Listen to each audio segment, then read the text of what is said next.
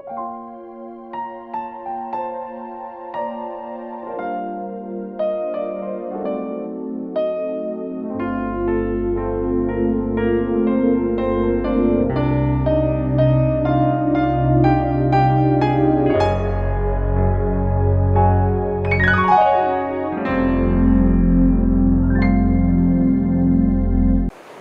Tuhan, selamat malam jemaat Tuhan, salam sejahtera buat semua jemaat Tuhan yang ada di rumah masing-masing. Ya, kita ada dalam menyambut hari kelahiran Tuhan kita Yesus Kristus yang sudah lahir bagi kita semua. Dan pada malam hari ini kita akan berdoa sebelum kita masuk dalam renungan kita pada malam hari ini. Mari kita tundukkan kepala, kita akan berdoa.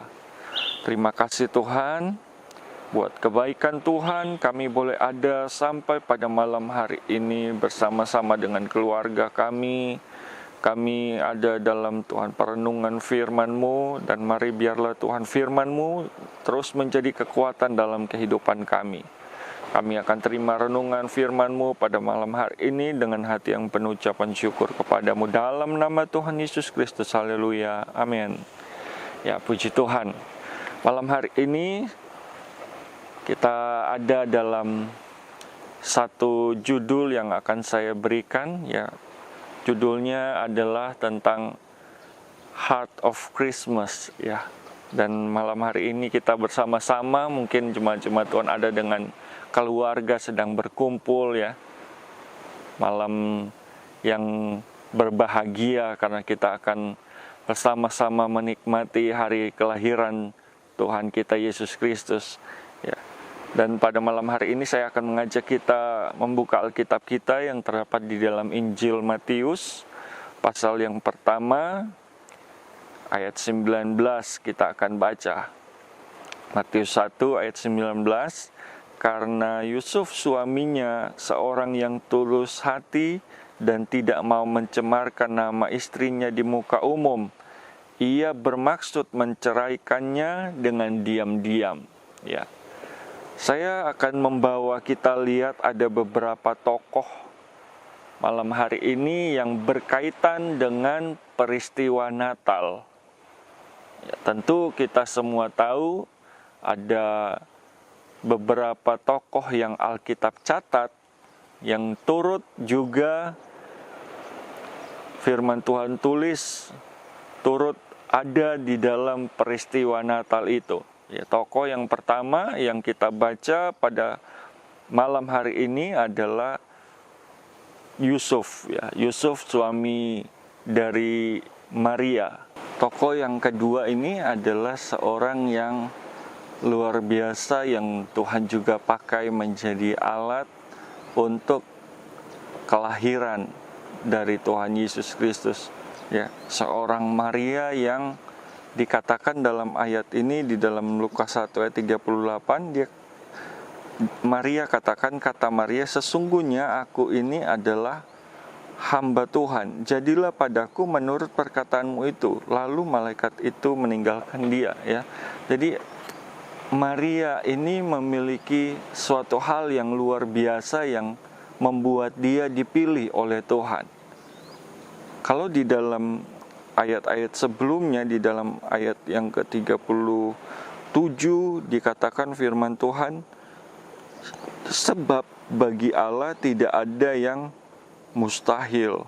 Ya, jadi saya mau katakan Maria ini adalah seorang yang selain memiliki hati juga yang luar biasa karena dia mau menanggung segala sesuatu yang mungkin akan membahayakan dirinya sendiri, tetapi Maria ini memiliki yang namanya iman, ya, hati yang penuh iman. Ini yang juga membuat dia dipilih oleh Tuhan. Ya, jadi ketika ada orang-orang yang memiliki hati yang tidak benar di hadapan Tuhan, maka Yusuf dan Maria adalah orang-orang yang Tuhan pilih, karena tidak sembarangan orang akan dipakai oleh Tuhan untuk menjadi alat Tuhan. Tetapi Yusuf dan Maria adalah orang-orang yang Tuhan pilih untuk mendekat, bahkan menjadi orang tua dari Yesus itu sendiri. Ya, ini suatu hal yang luar biasa, karena di dalam Alkitab tidak sembarangan orang yang dapat dikatakan mendekat kepada Tuhan. Kalau kita baca firman Tuhan di dalam Mazmur pasal 24, dikatakan ayat yang ketiga, siapakah yang boleh naik ke atas gunung Tuhan? Siapakah yang boleh berdiri di tempatnya yang kudus? Ayat 4 dikatakan, orang yang bersih tangannya dan murni hatinya, yang tidak menyerahkan dirinya kepada penipuan dan yang tidak bersumpah palsu. Ya, ini adalah firman Tuhan bagi orang-orang yang dapat mendekat kepada Tuhan. Tentu tidak sembarangan orang dapat mendekat kepada Tuhan kalau hatinya tidak bersih di hadapan Tuhan. Maka kita baca tadi, Yusuf adalah seorang yang dipilih oleh Tuhan karena Yusuf memiliki hati yang tulus di hadapan Tuhan. Yang kedua, Maria adalah seorang yang dikatakan hatinya penuh dengan iman. Dia percaya kepada Tuhan. Tidak ada yang mustahil bagi Tuhan, dan dia percaya bahwa Tuhan sanggup melakukan perkara-perkara yang ajaib dalam kehidupannya. Ini yang membuat Yusuf dan Maria bisa dipakai menjadi alat Tuhan. Ya.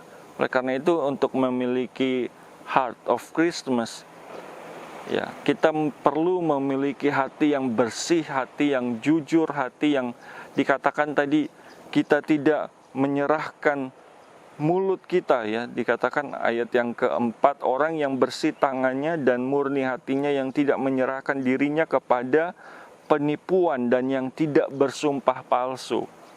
Ya, berkaitan dengan mulut, hati dan mulut itu satu hal yang tidak bisa dipisahkan, karena apa yang ada di dalam hati itu keluar dari mulut.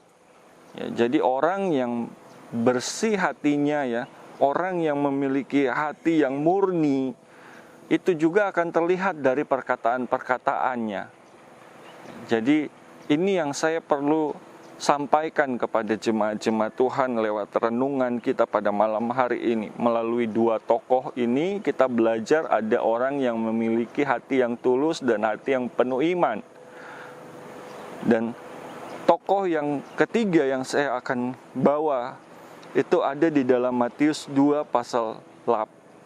pasal 2 ayat yang ke-8, dikatakan, kemudian ia menyuruh mereka ke Betlehem. Katanya, pergi dan selidikilah dengan seksama hal-hal mengenai anak itu, dan segera sesudah kamu menemukan dia, kabarkanlah kepadaku supaya aku pun datang menyembah dia. Ayat 9, setelah mendengar kata-kata raja itu, berangkatlah mereka, dan lihatlah bintang yang mereka lihat di timur itu mendahului mereka hingga tiba dan berhenti di atas tempat di mana anak itu berada. Saudara perhatikan, kisah ini berbicara tentang orang-orang Majus yang berjalan hendak mencari seorang raja yang telah lahir. Dan di dalam kisah ini pun ada satu tokoh yang juga berkaitan dengan peristiwa Natal, ya. Di dalam Matius pasal 2 ini, tokoh ini adalah seorang yang juga berperan penting, ya, di dalam peristiwa Natal, karena di dalam ayat-ayat ini seorang raja, ya, yang bernama Herodes yang juga dicatat dalam firman Tuhan. Dan saudara perhatikan ayat yang tadi kita baca, ayat yang ke-8, ini adalah seorang raja yang memiliki hati yang tidak bersih, hati yang kotor. Bahkan kalau kita baca ayat-ayat ini, dia berkata, nanti dia akan datang sujud menyembah kepada Yesus, Raja segala raja. Tetapi hatinya tidak murni, hatinya penuh dengan kebohongan. Ya. Jadi ketika peristiwa Natal ini terjadi, ya, Raja Herodes tidak pernah dapat berjumpa dengan Yesus yang lahir pada saat itu. Ya, karena hatinya tidak bersih, hatinya tidak benar, bahkan apa yang dikatakan dalam mulutnya itu adalah suatu kebohongan, penipu, seorang penipu, ya, yang hanya berkata dusta karena keluar dari dalam hatinya. Oleh karena itu berkaitan dengan peristiwa Natal, ya, maka Heart of Christmas ini akan terjadi ketika kita umat-umat Tuhan memiliki hati yang bersih di hadapan Tuhan, hati yang murni di hadapan Tuhan. Ya, malam hari ini adalah saat yang tepat, saat yang baik untuk kita mengoreksi lagi hati kita masing-masing. Apa kondisi hati kita? Ya, kalau hati kita kotor, hati kita tidak bersih, ya, ada banyak penipuan, kebohongan, bahkan hal-hal yang tidak benar di hadapan Tuhan. Malam hari ini, mari menjadi kesempatan bagi kita untuk kita memiliki hati yang bersih. Karena firman Tuhan yang datang dalam kehidupan kita itu fungsinya untuk membersihkan hati kita. Ya, ketika kita memiliki hati yang bersih, maka disitulah Tuhan akan hadir di dalam hati kita. Ya. Biarlah peristiwa kelahiran Yesus ini membawa saya dan saudara jemaat-jemaat Tuhan memiliki hati yang bersih, hati yang tulus, hati yang murni di hadapan Tuhan, agar kita dapat berjumpa dengan Yesus itu sendiri. Ya. Bukan lagi lahir sebagai seorang yang seperti pada saat dia lahir pada waktu itu, yang menjadi seorang bayi, tetapi biarlah dia lahir di dalam hati kita sebagai seorang raja yang akan memerintah dalam kehidupan kita. Oleh karena itu, mari pada malam hari ini bersama-sama jemaat-jemaat Tuhan, ya, dalam kita menyambut hari kelahiran Yesus Kristus, ya, peristiwa yang luar biasa, biarlah kita ada di dalam hati yang bersih, hati yang murni di hadapan Tuhan, agar kita dapat berjumpa dengan Yesus. Saudara perhatikan orang-orang Majus, mereka juga datang kepada Yesus dan bintang itu menuntun mereka sehingga mereka dapat berjumpa dengan Yesus. Ya, orang-orang yang memiliki hati yang murnilah yang akan dapat berjumpa dengan Yesus. Oleh karena itu malam hari ini mari gunakan waktu yang ada untuk kita semakin mendekat kepada Tuhan. Dan biarlah malam hari ini lewat peristiwa Natal membawa kita semakin mengalami perjumpaan dengan Yesus, ya. Dan pada malam hari ini, sebelum kita akan mengakhiri renungan kita, mari saya mau ajak kita berdoa bersama-sama. Mari kita tundukkan kepala, kita mau berdoa. Terima kasih Tuhan buat malam hari ini kami boleh menikmati renungan firman-Mu. Mari firman-Mu terus menjadi kekuatan, membaharui, membersihkan hati kami sehingga kami memiliki hati yang bersih di hadapan Tuhan. Memberkati renungan firman Tuhan pada malam hari ini. Bersama-sama kami menikmati firman-Mu Tuhan. Dan kami sudah terima firman-Mu dalam nama Tuhan Yesus Kristus. Kami sudah berdoa, haleluya, amin. Puji Tuhan, Tuhan Yesus memberkati. Selamat hari Natal dan selamat menyongsong tahun baru 2021. Tuhan Yesus memberkati.